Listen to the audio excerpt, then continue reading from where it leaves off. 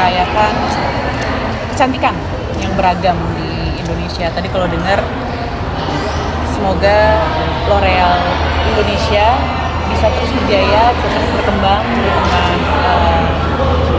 beragam kecantikan yang ada di Indonesia gitu. Karena kita tahu di Indonesia itu kan sangat beragam ya kecantikannya gitu, dari warna kulit, dari jenis rambut, bentuk alis, semua itu sangat beragam gitu. Dan udah 45 tahun L'Oreal Indonesia bersama-sama perempuan Indonesia untuk memotivasi kita untuk percaya sama apa yang kita punya. Cantik menurut kamu sendiri apa sih? Cantik menurut aku gimana kita atau aku bisa bahagia sendiri aku sendiri gitu. Kalau aku bisa bahagia sendiri aku sendiri, aku merasa aku cantik. Jadi aku sangat berharap perempuan-perempuan Indonesia di luar sana, kita semua cantik.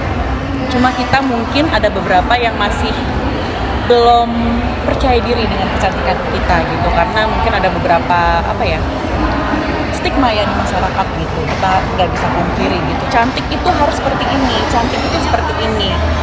Dan kalau di Indonesia sih nggak bisa ya digituin ya, karena kan kita tuh sangat beragam gitu kecantikannya gitu. Jadi untuk semua perempuan-perempuan di Indonesia nggak usah takut berbeda, nggak usah takut sama keberagaman, kita semua cantik. Karena banyak yang mengatakan bahwa seorang prima adalah cantiknya orang Indonesia adalah seorang prima. Mungkin dari segi melihat itu seperti apa?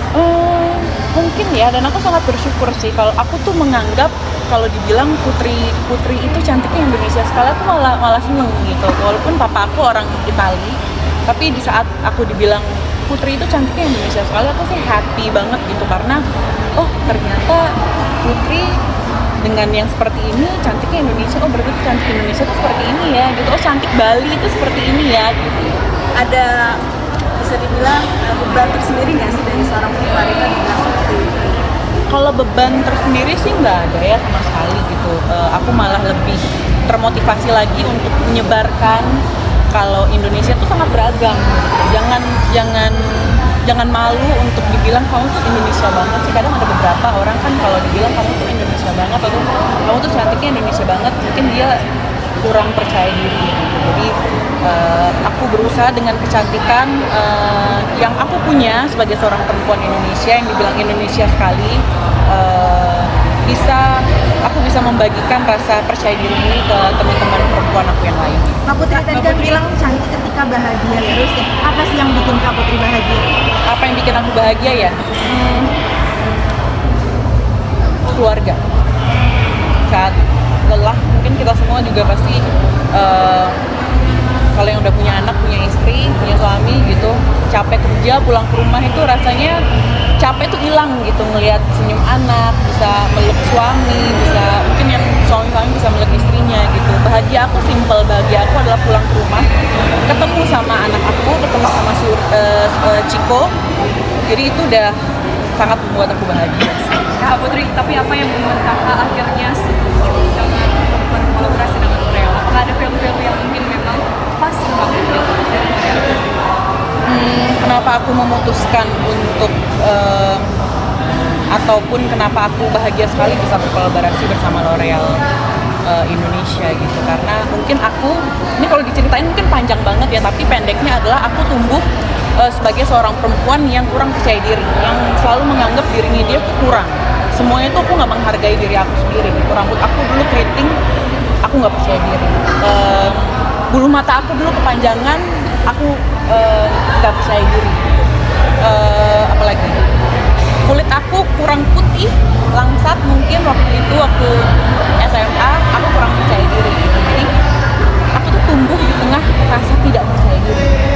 Dan saat aku ke Jakarta, rasa tidak percaya diri itu masih terus ada. Dan pas banget L'Oreal Paris datang dengan value, dengan visi misi mereka untuk membawa untuk membuat perempuan-perempuan Indonesia itu lebih percaya diri, lebih mengencourage semua perempuan Indonesia kalau setiap perempuan di Indonesia, setiap orang di Indonesia itu punya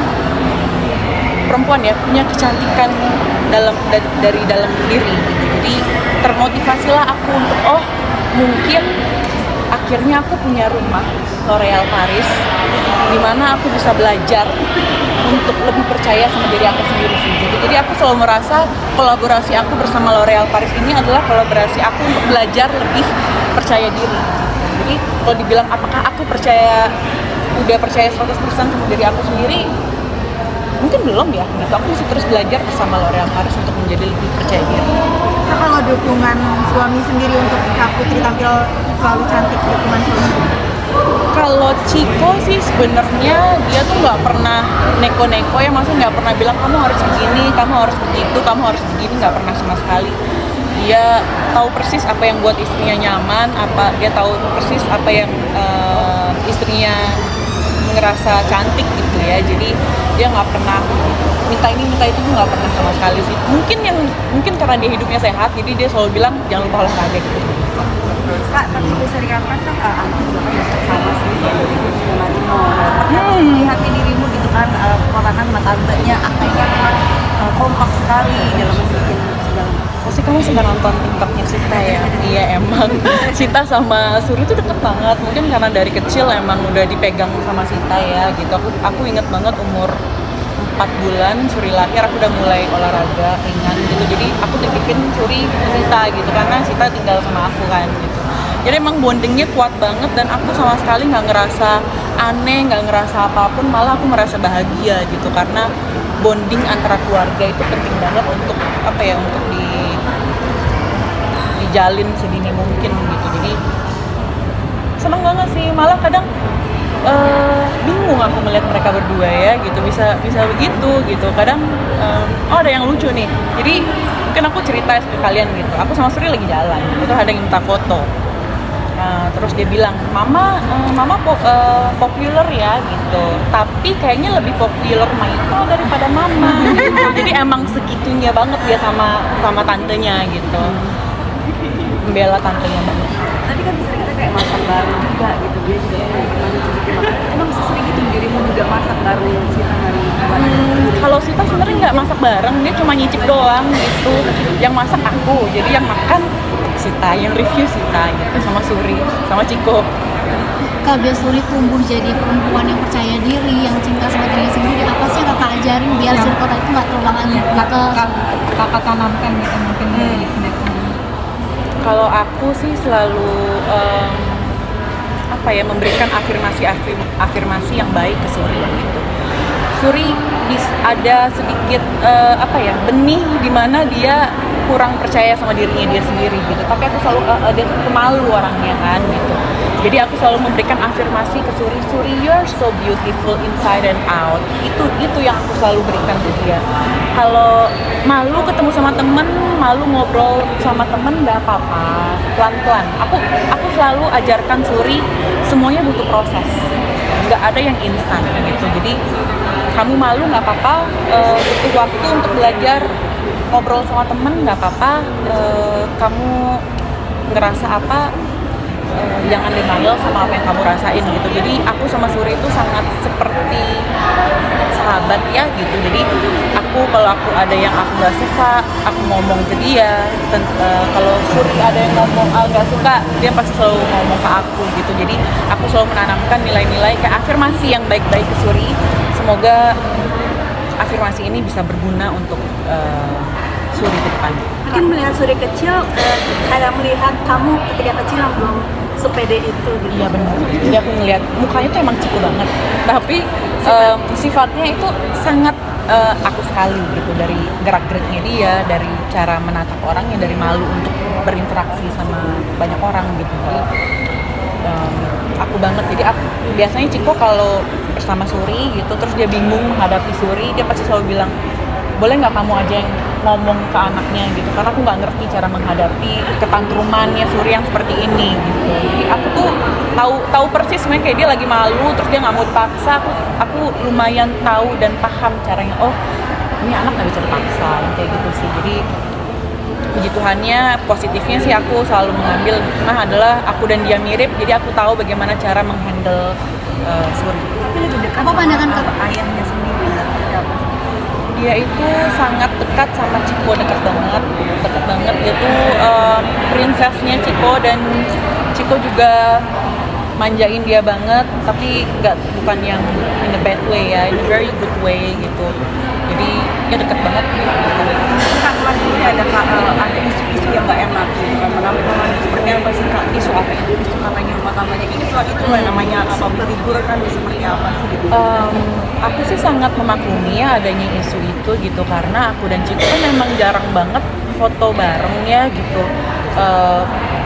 Maksudnya foto bareng ini posting di sosial media gitu kan jarang banget, dan mungkin gara-gara itu akhirnya banyak orang yang berspekulasi aku sama Ciko rumah tangganya bermasalah gitu. Aku sama Ciko jujur menghadapinya malah ketawa-ketawa di rumah. Oh ternyata di industri ini tuh kalau suami istri nggak ngepost foto itu bisa diisukan cerai ya gitu. Akhirnya kayak aku bilang sama Ciko, mungkin sekarang kita boleh kali ya posting-posting foto gitu supaya sekedar memberitahu kalau kita baik-baik aja kok gitu. Malah kita makin happy sekarang dengan Suri, makin happy dengan semuanya gitu. Jadi kita jujur selama hampir 7 tahun pernikahan kita tuh emang tiap hari tuh selalu belajar gitu, selalu belajar untuk menjadi versi yang lebih baik dari diri kita sendiri. Kita selalu belajar untuk tetap bucin satu sama lain gitu, karena menurut aku rasa bucin itu penting banget dalam hubungan rumah tanggaan gitu, dan itu yang harus dijaga gimana caranya biar bucin terus. Termasuk upload foto baru-baru ini nih Kak Ciko selalu update barang kakak nih. Apakah mungkin gara-gara menepis isu-isu? Aku kurang paham ya, tapi mungkin salah satunya adalah supaya kayak tadi gitu, kita memberitahukan ke teman-teman kita di luar sana kalau kita baik-baik aja kok. Plus kita emang lagi ada di fase dimana kita tuh lagi bucin-bucinnya banget gitu. Aku juga bingung apakah mungkin kalau emang rumah tangga itu tuh ada masa dimana bucin banget terus hilang lagi mas bucinnya, terus tiba-tiba muncul bucin lagi gitu. Jadi sekarang aku sama Ciko tuh lagi ada di fase di bucin banget. Untuk bucinnya apa sih Kak? Bucinnya apa? Jadi malu deh. Bucinnya apa Kak Putri?